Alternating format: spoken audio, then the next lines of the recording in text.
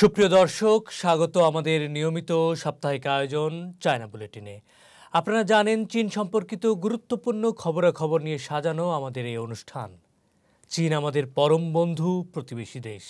তাই চীনের উল্লেখযোগ্য খবরগুলো বাংলাদেশি দর্শকদের কাছে তুলে ধরতেই চায়না মিডিয়া গ্রুপ সিএমজির এই বিশেষ আয়োজন। দর্শক, শুরুতেই জানব এই সপ্তাহের ঘটে যাওয়া বিশেষ বিশেষ খবরগুলোর শিরোনাম। মহান মে দিবসে শ্রমজীবী জনগণকে চীনের প্রেসিডেন্ট শি জিনপিংয়ের শুভেচ্ছা। প্যালেস্টাইনের দুই গ্রুপ হামাস ও ফাতার মধ্যে বেইজিংয়ে আলোচনা, ইতিবাচক অগ্রগতি জানিয়েছেন চীনা মুখপাত্র। মহাকাশ মিশন সফলভাবে শেষ করে চীনের মাটি স্পর্শ করলেন সেনচৌ 17 নভোচারীরা।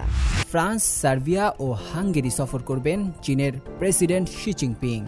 বেইজিংয়ে টেসলার সিইও ইলন মাস্কের সঙ্গে বৈঠকে এআই প্রযুক্তির গাড়ি শিল্পের মান ও সবুজ উন্নয়ন এগিয়ে নেয়ার নির্দেশনা দিলেন চীনা প্রধানমন্ত্রী। কূটনৈতিক সম্পর্কের 60 বছরে তানজানিয়ার প্রেসিডেন্টের সঙ্গে অভিনন্দন বিনিময় শি জিনপিংয়ের।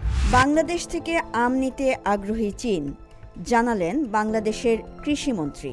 শি জিনপিং ও মার্কিন পররাষ্ট্রমন্ত্রী অ্যান্টনি ব্লিংকেনের সাক্ষাৎ, 3টি প্রধান নীতিগত প্রস্তাব চীনা প্রেসিডেন্টের।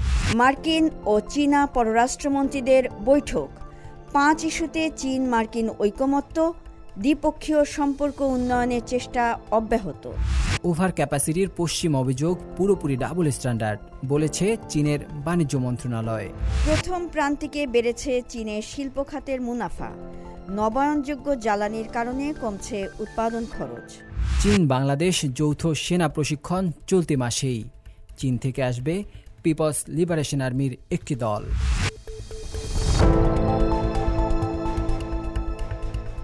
এবার জানিয়ে দিব বিশেষ বিশেষ সংবাদ। বিশ্বের বিভিন্ন দেশে আন্তর্জাতিক শ্রমিক দিবস হিসেবে মে দিবস পালিত হয়।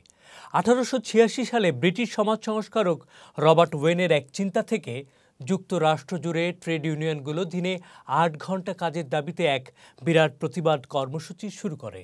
রবার্ট ওয়েন স্লোগান ঠিক করেন, 8 ঘন্টা কাজ, 8 ঘন্টা বিনোদন এবং 8 ঘন্টা বিশ্রাম। সবচেয়ে বড় আন্দোলন হয় 1 মে শিকাগোতে। সেখানে প্রায় 40,000 শ্রমিক সমবেত হন। বিশ্বজুড়ে শ্রমিকদের ঐতিহাসিক সংগ্রাম ও অর্জনের কথা মনে করিয়ে দিতেই দিবসটি পালিত হয়ে থাকে। চীনের শ্রমজীবী মানুষকে আন্তর্জাতিক শ্রমিক দিবসের শুভেচ্ছা এবং শুভকামনা জানিয়েছেন দেশটির প্রেসিডেন্ট শি জিনপিং। চীনের কমিউনিস্ট পার্টি সিপিসির কেন্দ্রীয় কমিটির সাধারণ সম্পাদক এবং কেন্দ্রীয় সামরিক কমিশনের চেয়ারম্যান শি জিনপিং সিপিসির কেন্দ্রীয় কমিটির পক্ষ থেকে মে দিবসের শুভেচ্ছা বার্তা পাঠান। চলতি বছর গণপ্রজাতন্ত্রী চীন প্রতিষ্ঠার 75তম বার্ষিকী এবং 14তম পঞ্চবার্ষিকী পরিকল্পনার নির্ধারিত লক্ষ্য ও কাজ পূরণের জন্য একটি গুরুত্বপূর্ণ বছর হিসেবে শ্রমজীবী মানুষের গুরুত্বপূর্ণ অবদানের প্রশংসা করে তার দল এবং দেশ। উচ্চমানের উন্নয়নের জন্য চীনা আধুনিকরণের অগ্রগতিতে সক্রিয়ভাবে অংশগ্রহণের জন্য এবং শক্তিশালী দেশ গঠনে শ্রমজীবী মানুষকে আহ্বান জানান প্রেসিডেন্ট শি। মহাকাশ মিশন সফলভাবে শেষ করে চীনের মাটি ছুঁয়েছেন সেনচৌ 17 নভোচারীরা। চীনের মহাকাশ স্টেশনে 187 দিন কক্ষপথে থাকার পর সুস্থ অবস্থায় ফিরে এসেছেন 3 মহাকাশচারী। এর আগে মঙ্গলবার ইনার মঙ্গোলিয়ার স্বায়ত্তশাসিত অঞ্চলের টংফেং ল্যান্ডিং সাইটে নিরাপদে অবতরণ করেন 3 মহাকাশচারী থাং হংপো, থাং শেংচেং এবং চিয়াং সেনলিং। সেনচৌ 17 এর রিটার্ন ক্যাপসুল বেইজিংয়ের সময় বিকাল 5টা 46 পৃথিবীর মাটি স্পর্শ করে। ক্যাপসুল থেকে বেরিয়ে আসার পর থাং হংবো চায়না মিডিয়া গ্রুপ সিএমজিকে বলেন, যতবার আমি স্বদেশের উপর দিয়ে উড়েছি আমি দেশকে খুঁজেছি। সবার মনোযোগের জন্য ধন্যবাদ।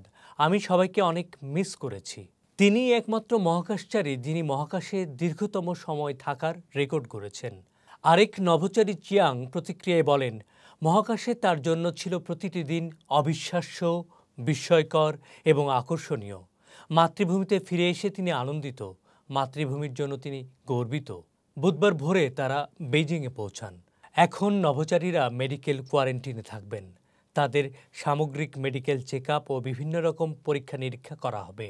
পরে তারা সাংবাদিকদের সঙ্গে বৈঠক করবেন। দর্শক, এই ছিল আমাদের এবারের আয়োজনে।